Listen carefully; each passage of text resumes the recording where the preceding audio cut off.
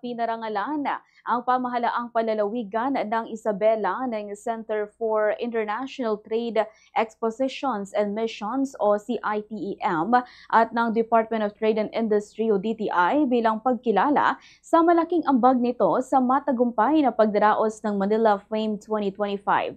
Kabilang ang Isabela sa mga lokal na pamahalaang patuloy na nagbibigay suporta sa malikhaing gawang Pilipino at aktibong isinusulong ang creative economy sa bansa.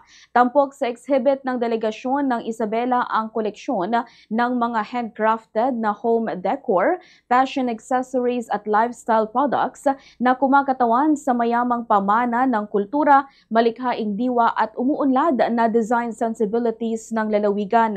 Pinangunahan ni na Head Executive Assistant at Provincial Information Officer Attorney Elizabeth Binag kasama ang mga kinatawan mula sa DTI Isabela ang pagtanggap ng nasabing parangal.